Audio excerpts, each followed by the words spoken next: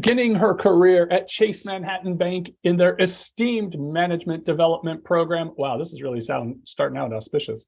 Shani left to join Goldman Sachs, where she worked for over a decade in New York and Chicago, analyzing, executing, and marketing deals for a wide variety of companies globally. That's an amazing start.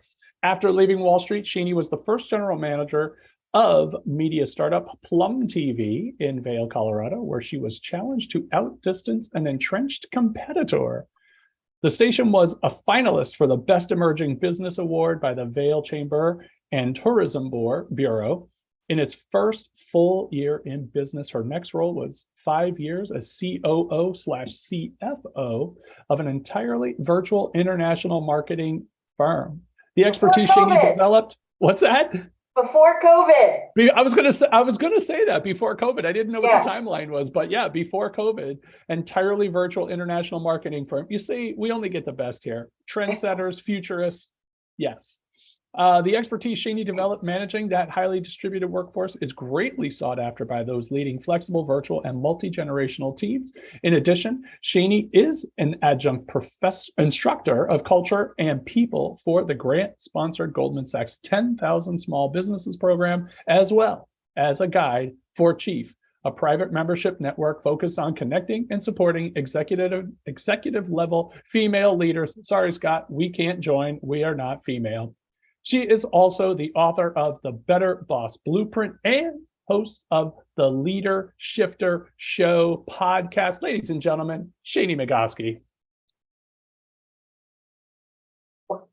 Thank you very much. You're welcome. I'm blushing from that very wonderful introduction. Thank you. It was incredibly well written. I don't know who wrote it, but it was amazing. Your life is fantastic. I try. Well, hello, everyone. Good afternoon. Feel free to eat since this is our lunchtime. I am very excited to be here with you today to talk about challenging conversations. I mean, challenging conversations aren't exciting in and of themselves. They can be spicy, so maybe exciting. But I think what's exciting is being even better equipped to help our clients navigate them. So in that vein, I'm going to have you all do a Slido poll to get a sense of the range of difficult topics you're hearing about in your coaching conversations.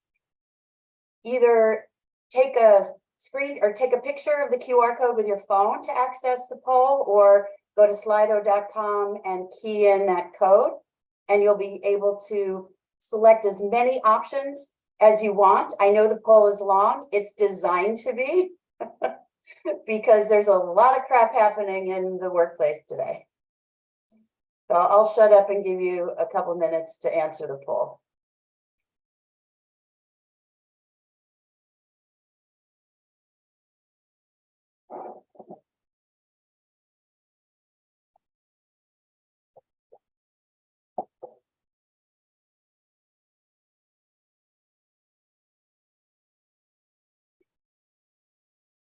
And the answers are coming in.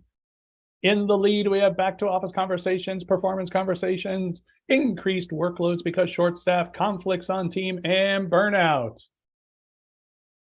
Yep. And rising to the front, we have increased workloads. All right, I'm going to be quiet. Shani's in control. No, I love these polls where you can see in real time how everybody's answering.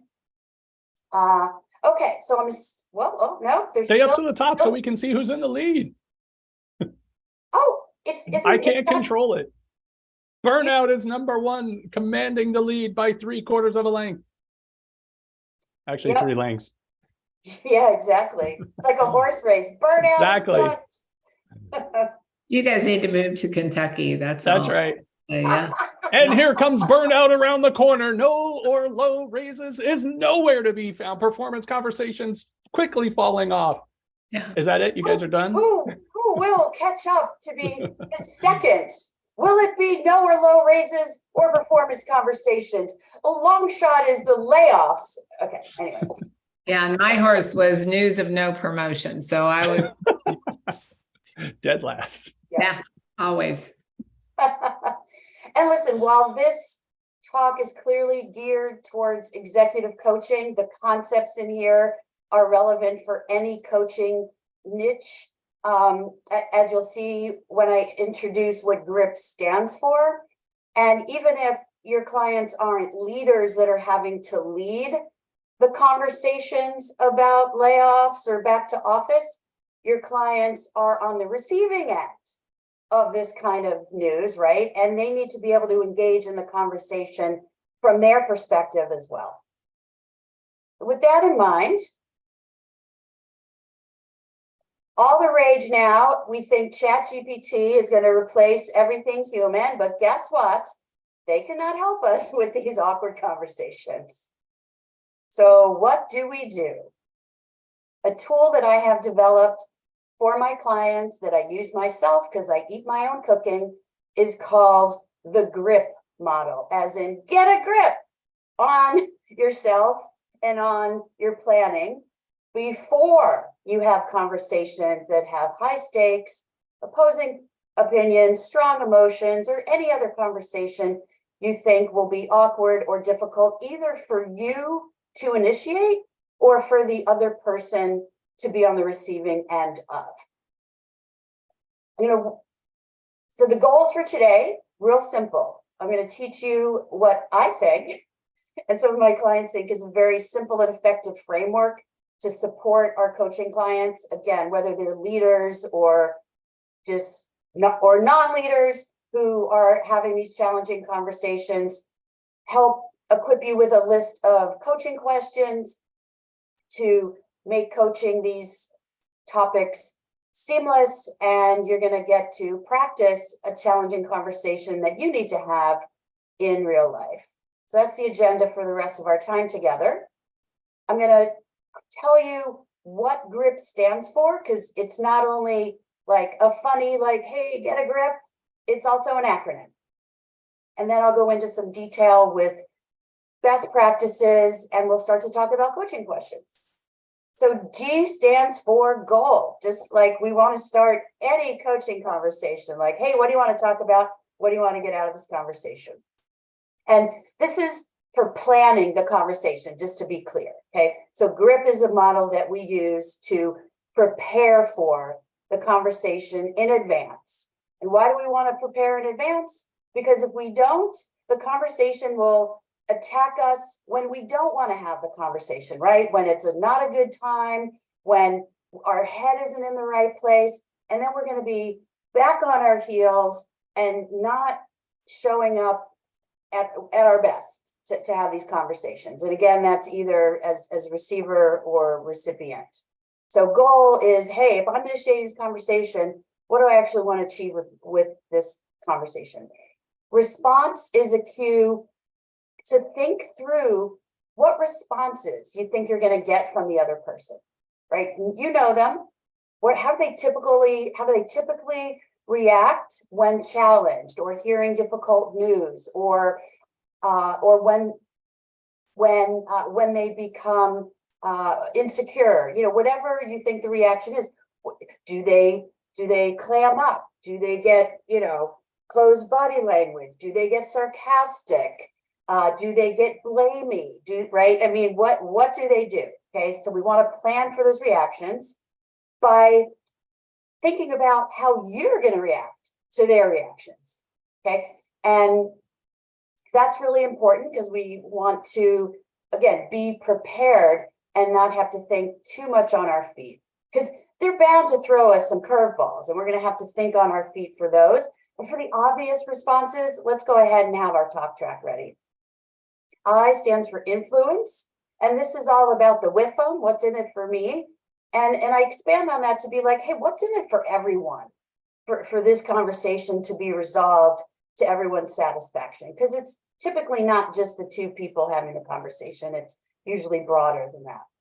And then P is for practice, right? We practice all kinds of things in life that have low or no consequences, yet when we're having conversations that have bigger consequences for people's careers, people's relationships, people's livelihoods, why aren't we practicing?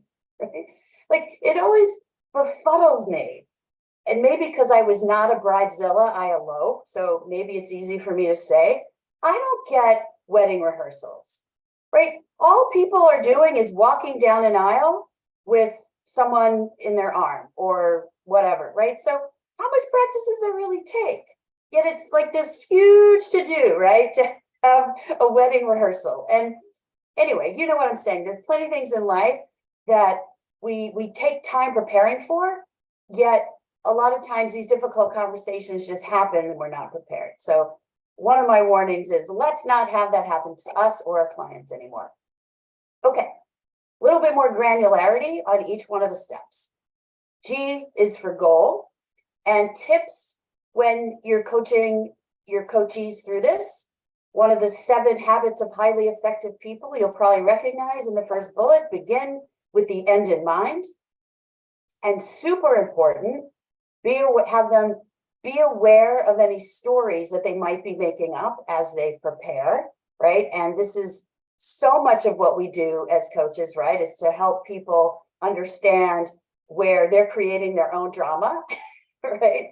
And so part of what we're going to do in the question, I'm skipping ahead to the last question, but while we're on the topic, hey, coachee, what are the assumptions, biases, maybe selfish motivations or emotions might be influencing your approach to this conversation? The other questions that I think are important to ask, hey, what's the business purpose of this conversation? And that's going to force the coachee to question, hey, is this about me? Really? Am I projecting? Is this situation making me uncomfortable and this is really my crap? Or is this really about a business issue, right? Because if it's the former, we need to rethink the necessity of the conversation. The second question is, again, beginning with the end in mind, at the end of this conversation, what do we want the outcome to be? And then in terms of preparing to meet that goal, what data or other information does the coachee need to have available so that they're prepared for the conversation? And, you know, as coaches, we understand what it means to give effective feedback. And it's behavioral, not accusatory, right? We don't want to say, hey, you're chronically late to meetings. Well, someone can debate that. Well, what do you mean chronically? How late is late, right? However, if we give something specific that we have researched, like that we have actual record of behavior, I notice you've been at least 10 minutes late to 4 out of the last 5 team meetings. That's irrefutable versus a judgment of you're chronically late. So that's what we want to make sure our clients are preparing for, is that they have the tangible information to back up what the feedback is about. And not to say they're going to use it. This is not like a court case where we're going to be presenting every piece of data as admissible evidence, right? We just want to have it in case the need for it surfaces.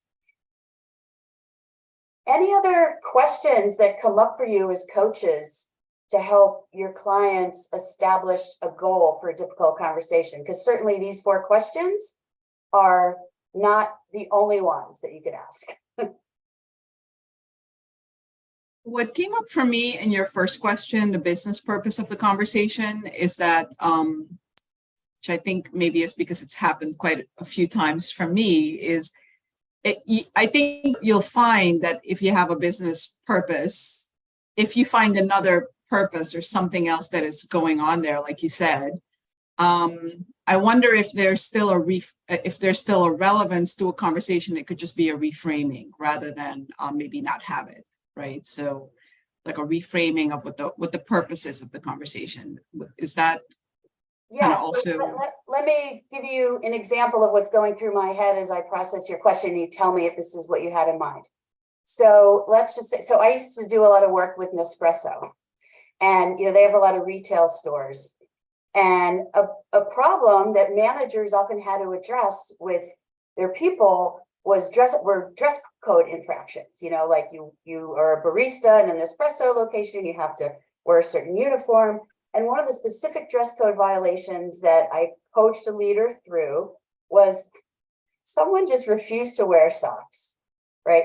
And while that may not seem like a business issue, it seems more like a personal hygiene issue or something. It really is a business issue because it detracts from the branding of the retail experience. Tell me if that's kind of what you mean, or if not, give me a more tangible example to illustrate your question.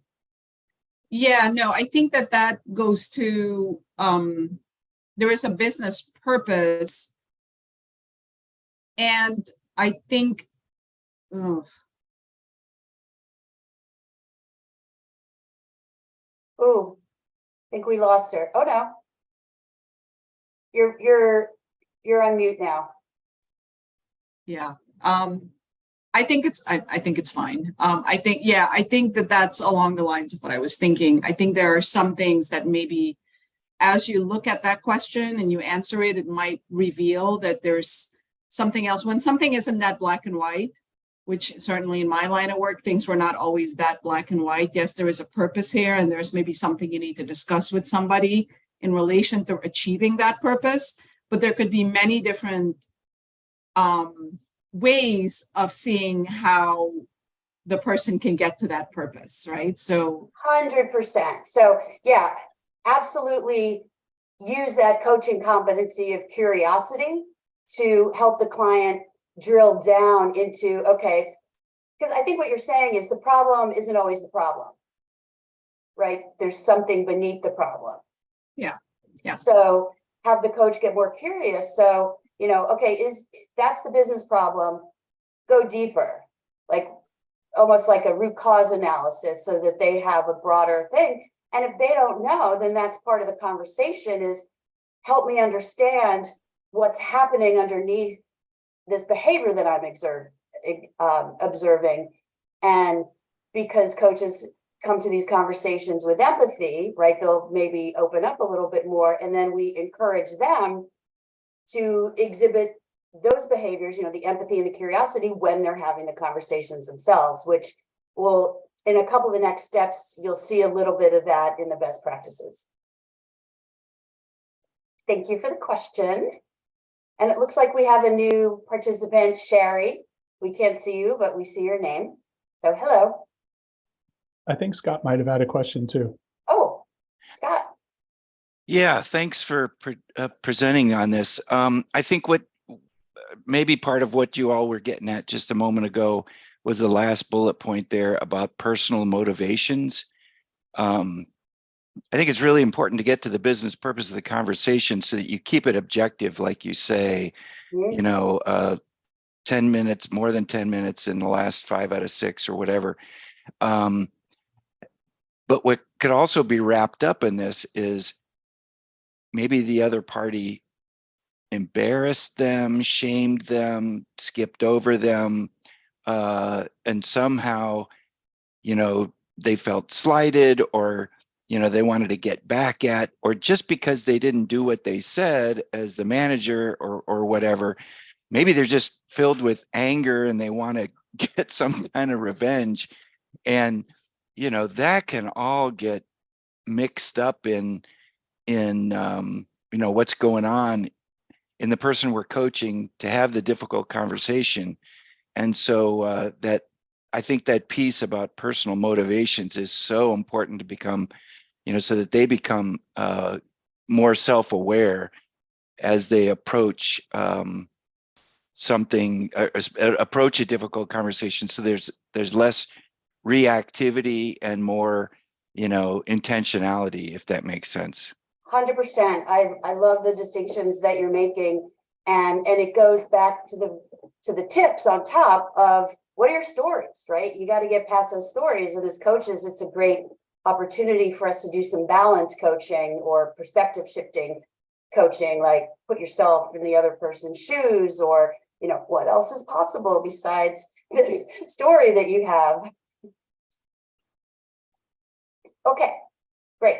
So now let's take a look at response. As I already mentioned, this is an opportunity when you're preparing to think about what verbal and nonverbal responses or reactions you think the other person is going to have, right? Because again, as coaches, one of the things we do is read subtext and challenge them on it, right? So we want the people having the conversation, our coachees who are going to have the conversation, to not only know what words to expect, but also what nonverbals, which is why I was like, maybe they cross their arms, right? And we can feed that back to them. I noticed that you literally close your arms when I started talking about this, like, hey, what's going on for you, right? Empathy, but curiosity. And then you want to formulate what your response, or what the coachee wants to formulate their responses to those objections or the emotions, the excuses they're being given, etc. And to be clear, those responses, again, keeping emotion out of it, are not rebuttals. Well, no, this is how it is, or you're wrong, right? The responses are opportunities to be active listeners, right? That's one of the things we just talked about a little bit on the last slide. And an opportunity to reiterate the mission, vision, values, and shared goals of the team, of the organization, or if this isn't executive coaching, of the soccer team or the PTA, whatever context the difficult conversation is taking place in, right? There is some level, that there is a field out there beyond right and wrong. I'll meet you there. We all know that cliche. That's the second bullet point, is that, like, let's get to a place where we can agree on something, because from there, maybe the conversation doesn't have to be combative, or, doesn't have to be such a disagreement. And of course, as coaches, we're going to know our clients' values. And so are they planning this conversation to honor their values? Huge. Okay, and then it also, your response might also be an opportunity to transition to the next step, which is influence, and we'll get to that on the next slide. Before that, though, wanted to pose some possible coaching sessions questions for the response phase. And these are just pure prompts, like, hey, what responses do you think the other person might have? How would you want to respond if you were your best self, right? Again, taking that emotion out of it. And one of our favorite ways to coach is on being, right? So what ways of being are going to serve you when you respond? How do you want to show up? Super important. I'll ask the same question. Any other questions you would add to this list, or comments on the response phase before we move to influence?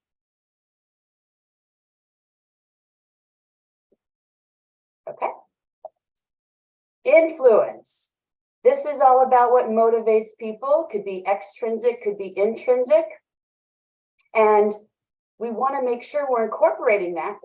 That's part of influence. If anyone's ever taken a course on influence, or how to win friends and influence people, another oldie but goodie along with the 7 habits, right? We in order to influence, like, we have to bring people into the circle of, oh, I want some of that. And if you don't know what the person's motivations are, ask, like, why would it be important for you to work with me to resolve this? What would motivate you? So literally just ask the question. And the coaching questions that we can ask our clients as we're helping them prepare for these conversations. What motivates the person, right? Let them spell it out for you, so they have the clarity on that. And then, why is it in their best interest? So based on what you know those motivations to be, why is it in their best interest for them to sort of align and take action? And the other part of influence is, it's often not just about the other person.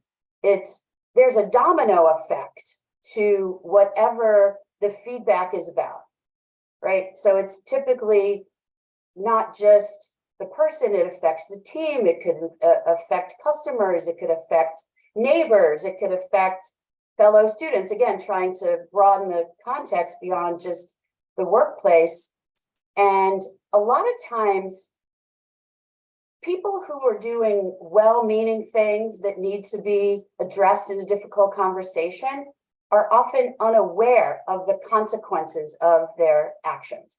So when we say to them, or when we ask them the question, you know, what do you think the impact is on customers when you don't wear your socks?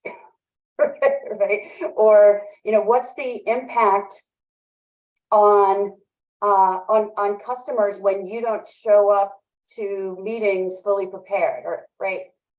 So that they start to see, oh, you know what I'm doing has downstream impact. And then they're like, oh, crap, I didn't realize that. And then they feel motivated to fix it, as opposed to the person initiating the conversation to have to get prescriptive, right? We always, as coaches, we want people to find their own solutions. So we want the leaders who are having these conversations to be coach-like in having the conversations with your people. Any questions, comments, additions? Right. Okay, so our final phase of G.R.I.P is practice. And it literally means practice. Find someone that you can sit with, talk on the phone with, do a Zoom call with, and you can get the actual words out of your mouth, and then the person can give you their reactions. It's amazing. Even though the person is sitting in and playing the role, energetically, they will feel the impact of how you're saying it. I'm guessing some of you have seen the statistics. The impact of how we're perceived by other people is 55% visual, meaning our body language and our facial expressions. It's 38% vocal, meaning how we're saying it, our intonation, our pace, our volume, etc. And it's only 7% what we're saying. So getting feedback on the tone of voice and the body language and other nonverbals is just as important as getting feedback on the words you use. And in particular, have you used any words that sound triggery, right? And maybe if you just replace it with a softer adjective, that might be helpful. And by softer, I don't mean using a word that doesn't get the point across, right? It's not softer to soften the blow, so to speak. It's just more gentle, more empathetic. Okay, and then coaching questions. I love that. This is so, there's so many typical coaching questions in here, right? You recognize these questions. What's at stake? What's possible? What are the consequences if? And then more specifically to the difficult conversations, how do you want to open the conversation so that it creates a sense of psychological safety? And scripting that piece, not so that they can repeat it verbatim because they don't want it to sound forced, obviously, but I hear all the time that the hardest part of these conversations is actually getting started. But once they do, it's like, okay, I can relax, the conversation started, now I'm on autopilot. So if you can get them to think through what are their first couple of sentences, then it really gets them more comfortable having a conversation. And then, of course, the accountability. With whom are you going to practice? When are you going to do it? And how will I know? Questions or comments on the practice phase?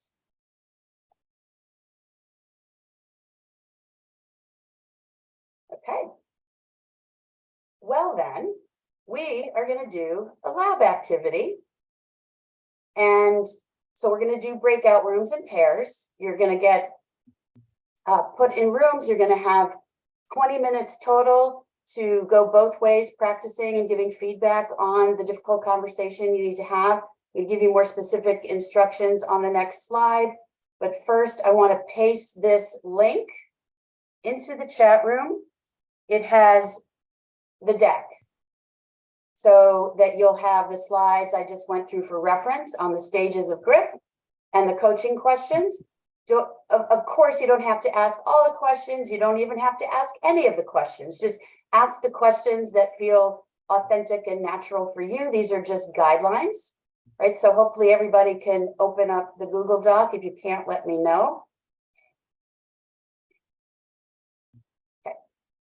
So here's what the breakout rooms are going to look like. I want you to reflect on some conversation that you need to have, either professionally or in your non-work life. Remember what the definition of a difficult conversation is: high stakes, different opinions, strong emotions. Decide who's going to go first, and then give your partner literally some very brief context on what the other person is all about, so they can play that role. They don't need a lot of information, just these 4 things. What's the relationship to you? A 1 or 2 sentence summary of the situation so they have the context. How do they typically react, and what's their generation? Because that can also help us role play a little bit more, can't it? And then you're gonna literally have the conversation. Pretend that you're having the actual conversation with the actual person using the G.R.I.P framework and whatever coaching questions suit you. Approximately 8 minutes, and then get feedback from your partner for the last 2 minutes, and we're going to switch roles. We'll give you some heads up in the rooms about when the 8 minutes has come and when the 10 minutes has come to switch roles. Any questions before Jimmy puts everyone in the breakouts? Let's see, I'm just trying to get everybody in there. Angie, even though you're in the car, you can have a conversation though, right? You don't have to worry about what the questions are. We'll let the other person lead that. Will that work okay?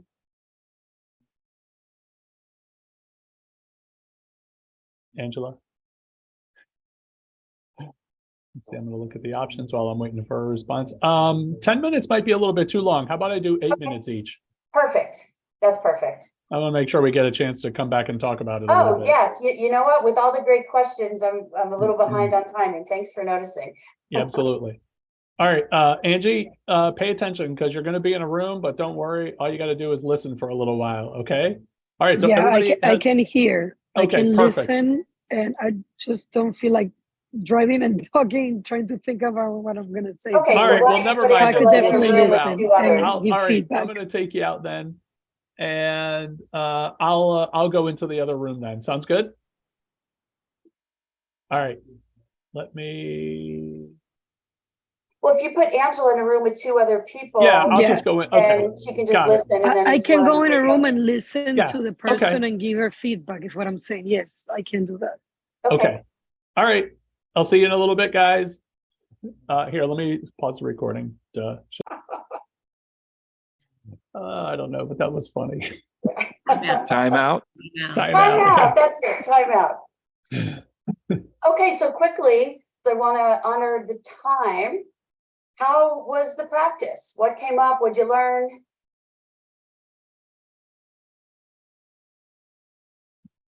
Well, for me, just in that short time, and I kind of knew, obviously the questions that were coming, but being thrown the questions and to her credit, Connie kind of morphed the first question for me, and boy, that put me in a whole different headspace for approaching that conversation, and the insights that I got were really valuable. So my last comment to her was, hey, this works. Good job, Connie and Scott. I'm thrilled to hear that. Good. So now you can go have the conversation. That's part of your homework, is to go have these conversations. Good. And when are you going to do it, and how will I know, Scott? I'll send up flares, and if it's a green flare, that means it went well. Cool. Anyone else?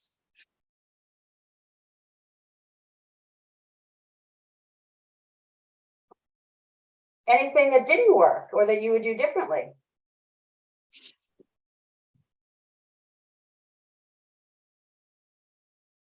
Well, I'll take silence as a no. No, I was just gonna, I don't know if it didn't work well. I think ours went a little bit off track, but that's my fault. But I did appreciate the coaching work in there because it helped me come up with a different way to approach the conversation, which was great. And I don't know, sometimes just being able, like you say, with the practice, I mean, to me, the practice is the best part. And so saying the words or having the, asking the question the way you want to say it definitely makes a difference in your ability to go forward and do that and have that conversation with that person. So, yeah, Shakti and Angie did a great job of helping me through a tough spot. So it was good. It was really good. Great. One thing that became clear to me as I was with Jimmy in there is and Angie is the practice is wonderful only because it actually allows you to hear and see a different perspective on something that sounds a certain way to you, or that you have a certain vision on, and that comes across entirely different to someone else. And it allows you to just kind of dig into that a little bit and figure out like, what would be the way for me to maybe say this so that it actually gets the message across. Because language communication is all it is, right? Whether it's verbal or nonverbal, but it's always about the language. Yep, words matter, right? And you can't take them back. Okay,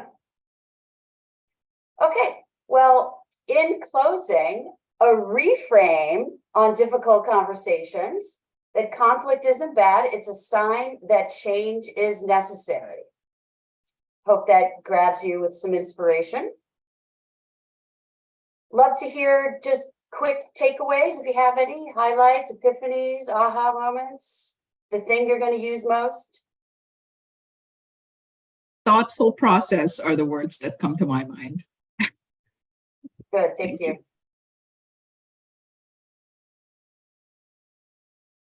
Do not be afraid. Nice. Yeah, I like that Yeah. stuff. That's good. Failing to plan is planning to fail, right? I'm just full of all the cliches. Well, they're not. They're good cliches, right? Because they're Sure. right. It's so true. Yeah, practice is totally important because I don't think Michael Jordan, Tiger Woods, Tom Brady goes out and like performs perfectly just going out on the field. They That's right. practice to make sure They that do it not does wing come out it. right. It's not an accident. For sure.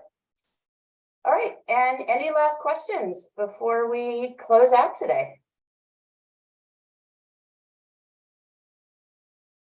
Any questions, people? Don't forget to do the survey. We always like to know how we're doing, and we always send some love over to Shani, any of our presenters. So Perfect. fill out the survey. And here's my contact information. Keep in touch, link in with me. I'll give you the funny tagline on my business, the Leader Shift Project, with the deliberate play on the word leadership, because I help leaders, teams, and organizations get their shift together. That's awesome. That's a dirty Wonderful. job right there.